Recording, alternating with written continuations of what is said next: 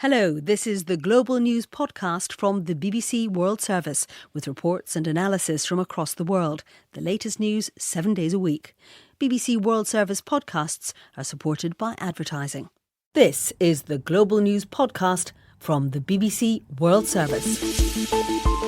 I'm Valerie Sanderson, and at 1400 hours GMT on Monday the 4th of November, these are our main stories.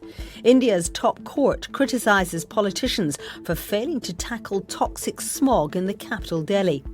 Sudan's new Prime Minister has become the most senior official to visit camps for displaced people in Darfur. The trial begins in New Zealand of a man accused of murdering a young female British backpacker. Also in this podcast, from a spoonful of sugar to a hill alive with music, we go behind the scenes of some of Hollywood's biggest movies with actor Julie Andrews. First to India, where the capital Delhi is under a blanket of the worst air pollution experienced there for 3 years. The hazardous fog, described as eye-burning, has triggered traffic restrictions and school shutdowns as millions struggle to go about their daily lives. Experts say breathing the air in Delhi is similar to smoking up to 50 cigarettes a day. India's top court has called on politicians to take action, and the World Health Organization's Director for Public Health and Environment, Dr. Maria Neira, told the BBC that more needs to be done. It's a question now to take those measures, escalate it, and create a coordination among the different authorities. It's true that it's not an easy task, but we know very well what are the sources of pollution. We know who are the ones that are most affected, and sometimes it's related to poverty and the fact that they don't have the resources to do it differently. But I think with a very strong political will, with a coordination, the Indians have a very strong plan on how to deal with the air pollution. Delhi's Chief Minister says the city has turned into a gas chamber. These people there explained how it's affecting lives. Yeah, anyhow it is affecting our life. I'm getting eye problem from last few days, getting cold and all. Yes, I think it's an emergency situation because the dust from the construction buildings. Obviously, we are worried for my family, my kids. So I have a 2 months daughter, so I'm not taken her out, and 24/7 the air purifier is running in the room. So obviously it's an alarming situation. Pratiksha Gildial, our correspondent in Delhi, told us how traffic bans are rolling out. It's just the first day of the ban today. So under the scheme from today until the 15th November, only cars with either odd or even number plates will be allowed on the roads each day. We did see relatively less traffic in parts of the city today. But whether this will actually make any difference is the question, because the scheme has been tried before and there is some skepticism, some doubt whether it really helps. Because remember, vehicular pollution is only one of the factors that causes Delhi's pollution. There are other factors like construction activities, and one of the major reasons is said to be the stubble burning by farmers in neighbouring states of Delhi, who say that this is the only way they can clear their fields to make way for new harvest, and as a result of which the smoke from there comes to Delhi and just hovers and hangs over the city for days on end. Now, whether today's scheme of restricting traffic will make any difference, it'll have to be seen. I think it'll take a few days and readings over the next few days whether it'll make a difference. But there's a lot of skepticism that when the pollution is so off the charts, you really need much more drastic measures. Well, you say much more drastic measures. I mean, India's top court seems to be clear where the blame lies, at the feet of politicians. Yes, absolutely. I mean, people do say that it's partly the lack of collective political will to implement any long-term solutions. Now, remember, Delhi, of course, being the capital, gets all the, hogs all the headlines. But the problem is all over North Indian plains. Most polluted North Indian regions are governed by different political parties. And, they just seem to indulge in a blame game. Delhi will say, well, it's the states of Haryana and Punjab causing the problem. Haryana and Punjab will say, well, we've done our bit. We've given some modern equipment to farmers to dispose of their stubble. But what about your vehicular pollution and your industrial pollution? Also remember, in India, despite the high level of pollution, we haven't seen it become an election issue. We had the general election this year. None of the parties, it wasn't a major issue in any of their manifestos. So Indians don't seem to vote on this, even though it's a public health emergency. And as a result, there seems to be no long-term political will to find a solution. Pratiksha Gildial. Now to the latest about the investigation into the 39 people found dead in a lorry in southeast England. Police in Vietnam have arrested 8 more suspects in connection with the case, bringing the total of those detained in the country to 10. Our Asia Pacific regional editor, Michael Bristow, told us more. There's 2 parts to it. The first part of it is seeking out the people who are responsible for trafficking these migrants to Britain in the first place. As you mentioned there, Vietnam has now arrested, or over the weekend, arrested 8 people from central provinces where many of these migrants are thought to have originated from. That's 2 extra people were arrested on Friday in Vietnam. In addition to that, we have 2 people facing manslaughter charges, one in Britain, one in Ireland. The person in Ireland is the police are hoping to extradite him to the United Kingdom. In tandem, we have the process of trying to identify the people found in the back of the lorry. And we have a group of Vietnamese officials who have just arrived in London to help British police with that. At the moment, there's been no formal identification, but some families in Vietnam that have reported their family members were missing have spoken to the police in Britain. And after that conversation, they believe that their loved ones were aboard that container. Also, we have some good news for a few Vietnamese families who were missing relatives. They've subsequently found that their relatives were elsewhere and they were not among the dead. Michael Bristow. In Sudan, the new leader, Abdallah Hamdok, has gone to see the refugee camps in Darfur for himself. He's the most senior government figure to do so since the war there in 2003. The former president, Omar al-Bashir, had been unwelcome at the camps. Mr Hamdok took up his post, promising to bring peace and economic stability to Darfur. Our Africa editor, Will Ross, has been following his visit. The Prime Minister visited 2 camps in the Darfur region, and many people will remember the conflict which began there way back in 2003, and it seems pretty staggering to think that there are still 1.5 million people living in camps. So he went to speak to some of the victims of the conflict and to listen to their concerns. Some of them talked about wanting justice for the crimes that had gone on over all these years.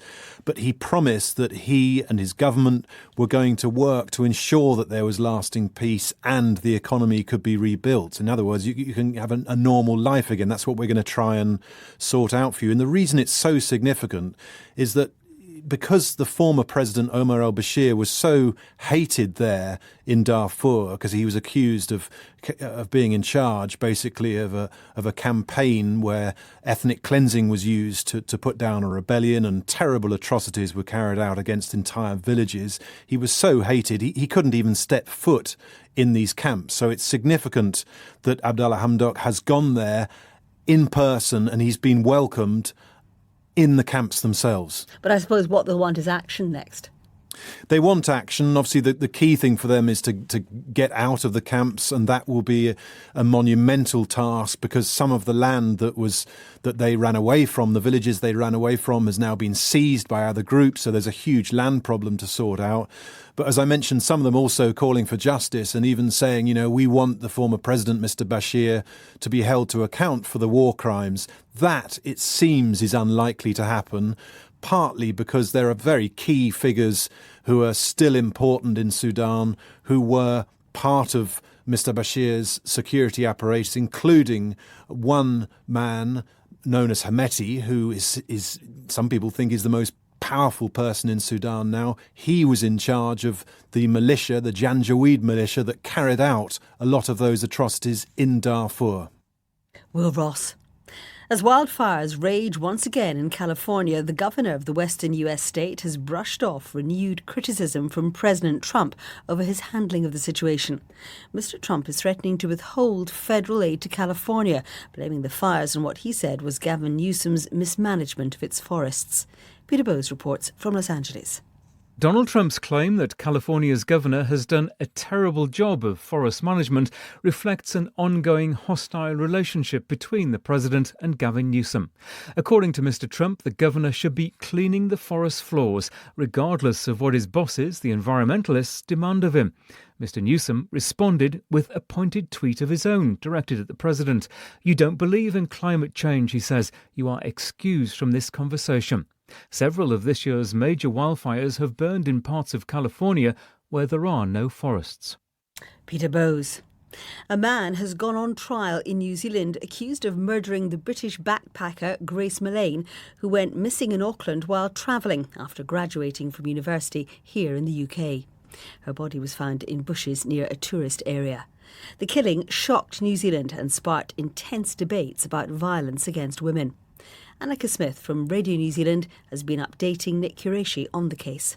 She disappeared from Auckland CBD on the eve of her 22nd birthday, which sparked a large police investigation. Her family in Essex initially grew worried for her when she wasn't responding to birthday messages. A police investigation ended in the discovery of her body buried in the Waitakere Ranges about a week after she went missing. And a 27-year-old man who has interim name suppression has been charged with murdering her. And this man has name suppression. Why? This defendant was granted interim name suppression in the Auckland District Court right after he was charged, and that's continued on the basis of preserving his fair trial rights. In New Zealand, that's an option. It's up to a judge to decide whether someone is eligible for interim name suppression or permanent name suppression. In this case, it is on an interim basis, and that's to preserve his fair trial rights and to ensure that he gets a fair trial and that things aren't opened up for an appeal in the future. And what has happened in court today? The very start of the trial, so we got a large jury pool brought in. 7 women and 5 men were selected. Then the court was adjourned until Wednesday. And on Wednesday is really going to be the big day when the Crown will open its case. And actually we heard today that David Millane, Grace's father, will be giving evidence as well. And this case has had a huge impact on New Zealand, hasn't it? I think for New Zealanders, it's quite common to go on a big OE overseas, exploring the world. So many sympathised with Grace Millane and her family. But as Justice Moore, the trial judge, said today, he made a very clear direction to the jurors that they have to put aside prejudice and sympathy and take their role as judges of the facts very seriously in this case, and more so in this case because of the intense media scrutiny that it's had. Annika Smith from Radio New Zealand in Auckland. Nous arrivons dans Ravensbrück et on voit ce grand portail que vous avez vu sur l'île. The voice of Yvette Lundy, a World War II French resistance fighter and concentration camp survivor who's died at the age of 103.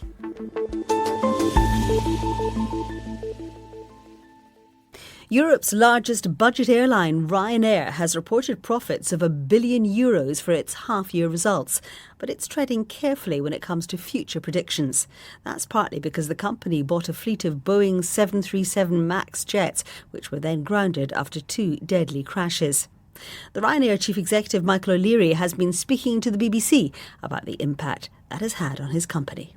I mean, at this point in time, we expect to only take delivery of 20 aircraft before the summer 2020 peak, whereas originally we were scheduled with Boeing to take 60 aircraft. So we'll carry more passengers next summer, but the growth rate will slow significantly. We think we'll grow next year now by maybe 2 or 3%, as originally we were forecast predicting growth of 7%.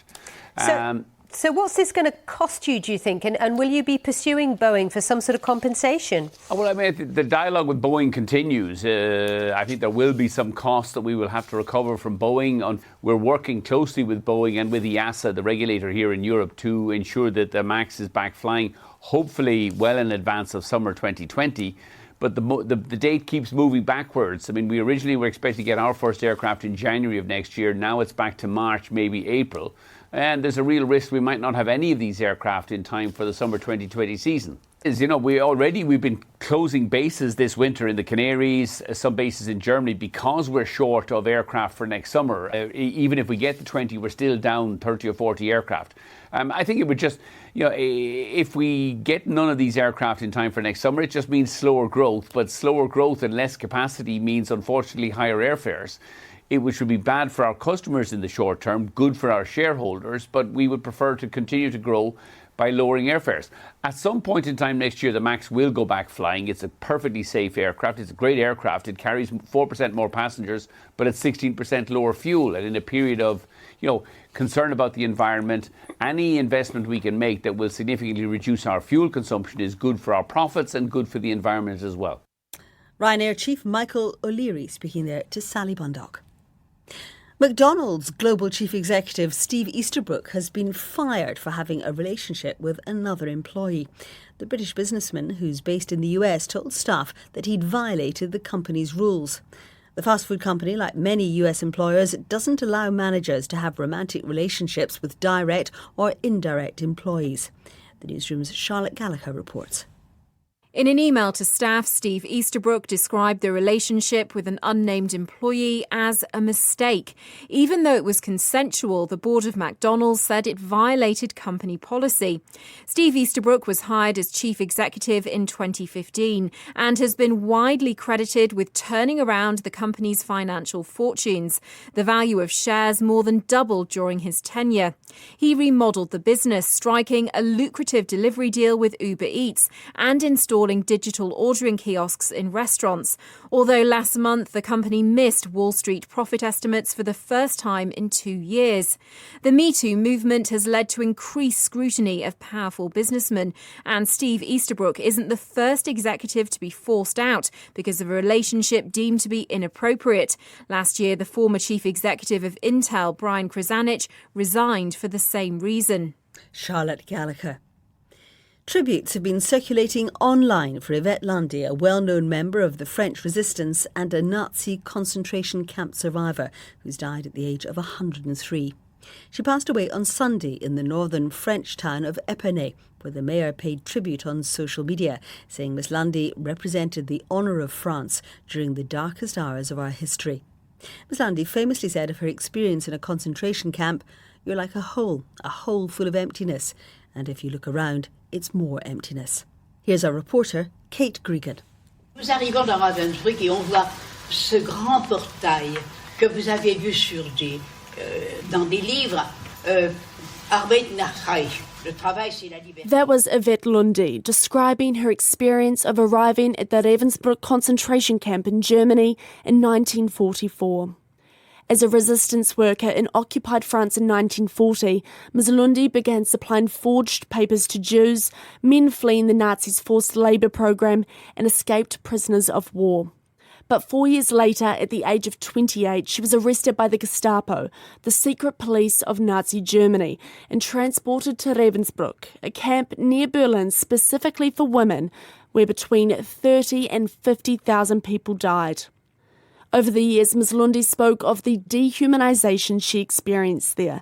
A memory she said she would never forget was being forced to undress in front of SS officers at the very beginning of her ordeal. Her trauma at the camp would last nearly a year until she was assigned to a commando slave labour unit that was liberated by the Russian army in April 1945. It was nearly 15 years before she began to speak out about her experiences, giving talks to French and German students, dedicating her life to reconciliation. There is hope. Remind yourselves that in life and during a war, the struggle is for freedom, and there is a duty to respect freedom, to respect skin colour, religion, political ideas, and to know how to tolerate others. Respecting oneself and respecting others, that is freedom. On the occasion of her 100th birthday, Ms. Lundy was awarded the Legion of Honour's second highest level, that of Grand Officer. Ms. Lundy died at the age of 103 in the northern French town of Epernay. The town's mayor paid tribute to her incredible commitment to the duty of remembrance. Kate Gregan. While Yvette Lundy was helping the resistance during World War II, a woman in Greece, Melpomene Dina, was hiding a Jewish family of 6 in the northern city of Thessaloniki before helping them flee into the mountains. The 2 surviving siblings, Sarah and Yossi, who both live in Israel, brought their 20 children and grandchildren to the Holocaust Memorial Museum in Jerusalem for an emotional meeting with Ms. Dina. Sarah paid this tribute. They hid us in their house. They had quite a simple house, you could say. She, Melpomene Dina, was the youngest of the Saviour's kids. There is a 6-year gap between us, so we became friends of around the same age. We played together, we picked vegetables from their garden together, and we sort of helped cooking. We did everything together. The other surviving sibling was Yossi Mordecai. His grandson Yuval also praised Ms. Dina. This woman and her sisters who took my grandfather's family and rescued them are, first of all, she's a woman for whom we owe a huge debt, and in addition to this, she's an inspiration for me.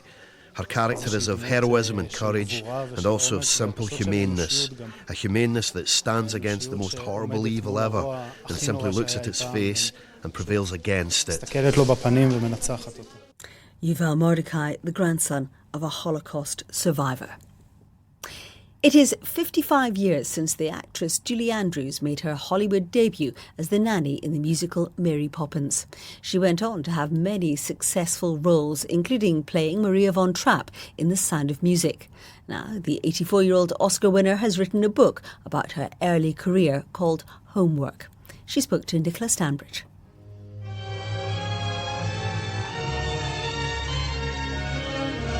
This is a memoir of your Hollywood years. Can you recall your first day on Walt Disney's set for Mary Poppins, aged 27? I was so nervous, had no idea what I was doing. Dick Van Dyke was saying, "Mary Poppins, you look beautiful." Do you really think so? Cross my heart you do, like the day I met you. You look fine too, Bert. and my ex-husband, Tony Walton, who designed all the sets and costumes, said, I think that Mary has a kind of secret life where her petticoats are quite colourful, and it gave me a great insight into how Mary might be a bit twinkly and sparkly inside. It's supercalifragilisticexpialidocious, even though the sound of it is something quite atrocious. It was also dangerous. You describe plummeting onto the soundstage when wires gave way one day, letting fly a stream of colourful expletives. The Disney studio was a little bit shocked when I spoke up. It wasn't as dangerous as it sounds because I was counterbalanced. But even so, I did fall pretty hard. Talk about an experience as a first film. I'd never made a movie before. From the BBC archives in 1974, we can hear what Mary Poppins author P.L. Travers thought watching the film. Oh, now you're asking me a very difficult and delicate question. I wept when I saw it. I thought, oh, what have I done? When I saw that name coming up, Mary Poppins, I thought, what have I done? And you must admit it's not very like the books. But I've come to think, when I see the modern films that are available now, I come to think that there's quite a good deal to say for it. I think it's very like the P.L. Travers that I met and knew a little bit. She called me the day after I'd given birth to my lovely daughter Emma, and she said, I understand you're playing the part of Mary Poppins. And she said, well, you're far too pretty, of course, but you've got the nose for it. I don't think she ever thought about it as being a musical. What did you think of Emily Blunt's Mary Poppins? Oh, I loved it. It was a new story. It wasn't a recreation of the old one, really. I think it's time for another one, if you know what I mean. The hills are alive with the sound of music. Truly, I don't sing, but instead I include as much music as I can in our books. We read them on tape. A couple of them have been developed as musical pieces, and it certainly has compensated. Oh my, there's a lot out there still to be done.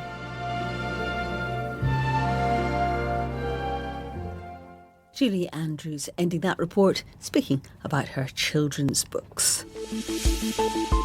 And that's it from us for now, but there'll be an updated version of the Global News podcast later. If you want to comment on this podcast or the topics covered in it, you can send us an email. The address is globalpodcast@bbc.co.uk. I'm Valerie Sanderson. Until next time, bye-bye.